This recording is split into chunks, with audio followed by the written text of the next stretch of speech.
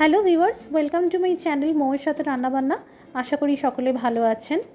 অনেক সময় নিরামিষ দিনে ভ্যারাইটি কী বানাবো তাই নিয়ে চিন্তা থেকেই যায়। একবার এই পেঁয়াজ রসুন ছাড়া খুবই সহজ পদ্ধতিতে বানাতে পারেন নিরামিষ আচারি আলুর রেসিপি। আজকের এই রেসিপিটি ভালো লাগলে একটি করে লাইক দিয়ে শেয়ার করে দেবেন। আর প্রতিদিন এইরকম নতুন নতুন রেসিপি পেতে আর টিউটোরিয়াল ভিডিওস দেখতে আমাদের চ্যানেলটি সাবস্ক্রাইব করে নেবেন। এখানে আচারি মশলা বানাতে আমি যা যা নিয়েছি একবার বলে দিই। 1 চামচ আস্ত ধনে,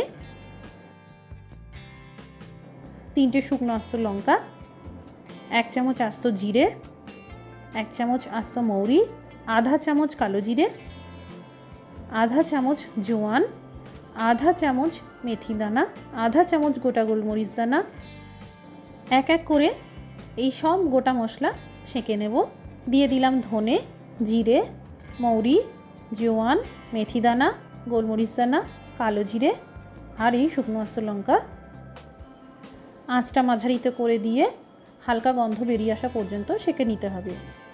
তবে খেয়াল রাখবেন মশলার একটা দানাও যেন পুড়ে না যায়। এই গোটা মশলাগুলো সেঁকা হয়ে গেল, এবার পুরোপুরি ঠান্ডা করে নিতে হবে। মিক্সার জারে এই সেঁকা গোটা মশলা দিয়ে দিলাম। সেই সাথে দিয়ে দিলাম হলুদ গুঁড়ো, ঝাল লঙ্কার গুঁড়ো, 1 চা চামচ আমচুর পাউডার, আধা চা চামচ হিং আর আধা চা চামচ বীজ লবণ। ভালো করে এই সমস্ত মশলা গুঁড়ো করে নেব। এই দেখুন, ঘরে থাকা মশলা দিয়েই আচারি মশলা তৈরি হয়ে গেল। এই আচারি মশলা আপনারা সারা বছর একটা শুকনো কৌটোতে বা শুকনো কন্টেনারে ভরে রেখে দিতে পারেন, ভালো থাকবে।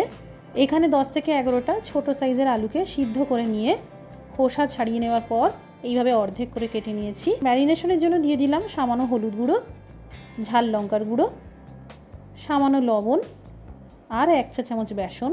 এই বেসন আলুর ভেতরের ময়েশ্চারকে লক করে দেবে আর বাইরে থেকে ক্রিস্পি করবে।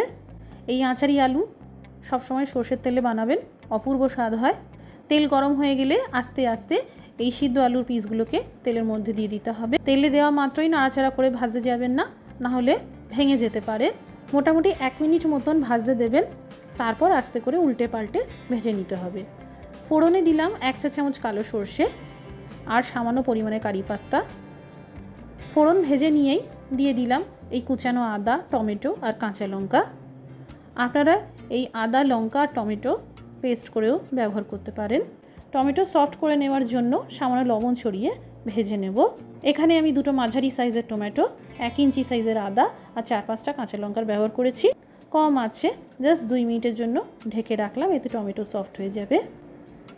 টমেটো সফট হয়ে গেছে, এবার ভাজা আলুর এই পিসগুলো দিয়ে দিলাম। সেই সাথে 3 চা চামচ আচারি মশলা দিয়ে দিলাম।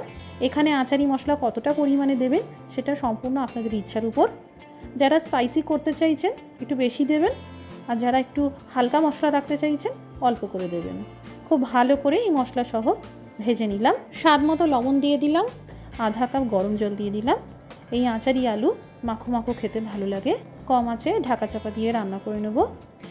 জাস্ট 2 মিনিট কেটে যাওয়ার পরেই এই দেখুন আচারি আলু একদম তৈরি। কত সুন্দর মাখো মাখো হয়েছে। এবার সব শেষে আঁচটা বন্ধ করে দিয়ে কুচানো ধনেপাতা ছড়িয়ে দিলাম। গরম গরম রুটি দিয়ে বা পরোটা দিয়ে এই আচারি আলু খেতে ভীষণ ভালো লাগে। ডাল ভাতের সাথেও এই আচারি আলু খেয়ে দেখবেন, খুব সুন্দর খেতে লাগে। আজকের এই রেসিপিটি দেখার জন্য অসংখ্য ধন্যবাদ। সবাই ভালো থাকুন, সুস্থ থাকুন।